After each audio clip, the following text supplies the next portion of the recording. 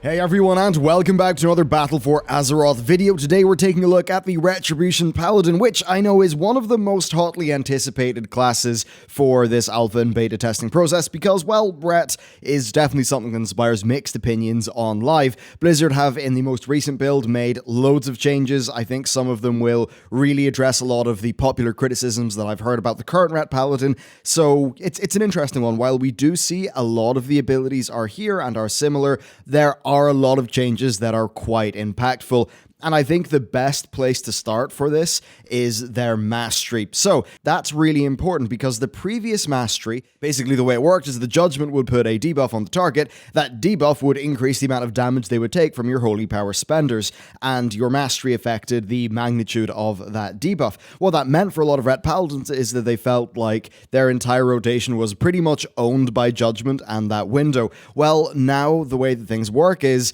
the judgment window matters a lot less because your mastery is all holy damage and not just the judgment effect. And then as for judgment itself, it's very different. Judges the target, dealing 1800 damage, causing them to take 25% increased holy damage from your next holy power spender. So next is the key word there. It's no longer a big sort of damage window like it used to be. So if I, as an example, go and I get some holy power here. Okay, now I've got 3 holy power. I'm going to judge my target. So there you go, judgment's on the target. As soon as I actually use Templar's Verdict, though, that debuff is gone. So that is really a far smaller part of your overall rotation, which I believe is something that the Paladins will be decently happy about. But we really do need to hop into the talents because there's just so much stuff to talk about here in terms of changes. So let's just go through the first tier. Execution Sentence is now different. Very different. So it costs 3 holy power. It has a 30-second cooldown, 20-yard range. It does a bunch of damage, but it puts a debuff on the target, which increases the damage of your holy stuff by 25% for 10 seconds. So really what you kind of see is that the damage window gameplay, instead of being something that is always a part of the spec via judgment, it's now a limited cooldown via execution sentence. So we'll just drag it down here, get some holy power up, and hang on a second. Yeah, there we go. So when I actually use this, you'll pretty much see now the target's going to be taking increased damage. Of course, it's for 10 seconds, so maybe that's something that you're going to be pairing with the last 10 seconds of your crusade once you've got that fully pumped up, and that'll get you a lot of damage.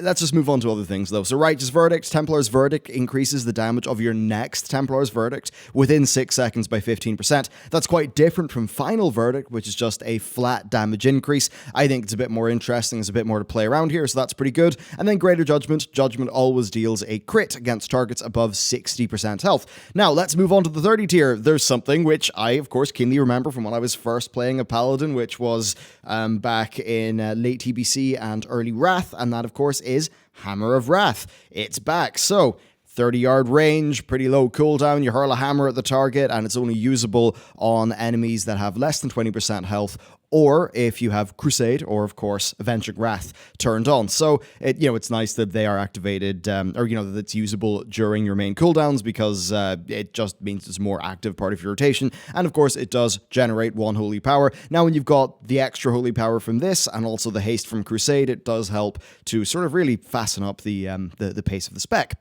Then, Blade of Wrath, your auto attacks have a chance to reset the cooldown of Blade of Justice, and you probably noticed that Virtue's Blade is gone.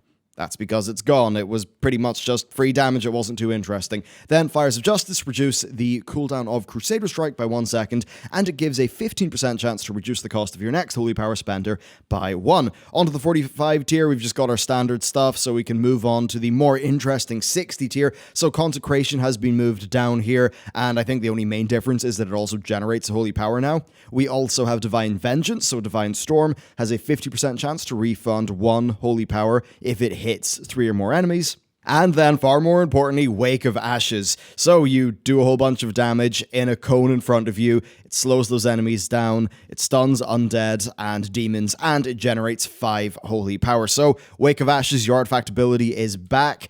Previously, it looked to be on the 100 tier, which meant it was competing with Crusade, which was very bizarre. Nope, no longer the case. You will be able to have both Wake of Ashes and Crusade in the same build, which I think is very good. I love Wake of Ashes. Here it's super good working as a 45-second cooldown that generates 5 holy power. So with the new way that this spec plays, in terms of pacing and all that, yeah, it feels pretty great. Plus, I mean, it looks badass, and it's very handy if you just want to maybe say instantly pop into Crusade. In terms of, it gives you that holy power to sort of instantly spend so that you're stacking up that delicious Crusade debuff, which did seem, if you just look at my mouse here, it did seem that had been nerfed previously, but it still is 3% for every holy power that you spend. So you probably will be reasonably happy to hear that Crusade is sort of still there. But we'll get onto Crusade in a little bit. Onto the 75 tier, mostly we are dealing with pretty regular stuff. Got Eye for an Eye, Unbreakable Spirit, Cavalier, that's fine. Onto the 90 tier, Judgment of Light. So it applies a Judgment of Light onto the target, causing the next 40 successful attacks to heal the attacker. We've got Justicar's Vengeance. Basically, it's a little bit more damage than a Templar's Verdict. Also has a heal, and it costs 5 holy power. And then we've also got Word of Glory, which I'm currently talented into.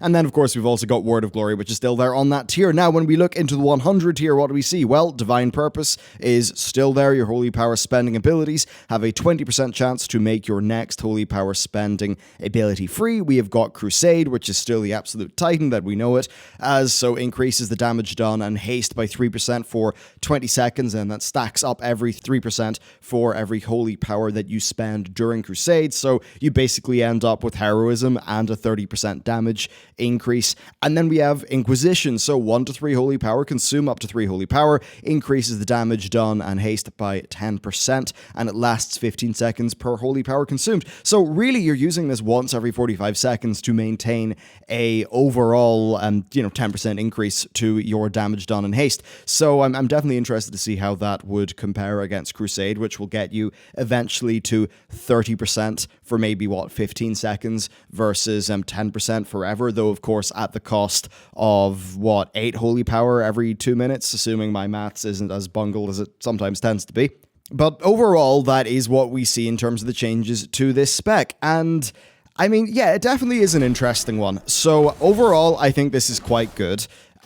Mainly because it's sort of de-emphasizing that judgment window a little bit. I like that it still is there as a bit of gameplay, so that's good. But yeah, overall, I think it's working out pretty good. Of course, Judgment now, it's 15 seconds that lasts on the target for, which means you are, it's a little bit sort of more freeform, though, of course, I mean, 15 seconds. I'd be very surprised if, for some reason, you don't cast a Holy Power Spender in 15 seconds.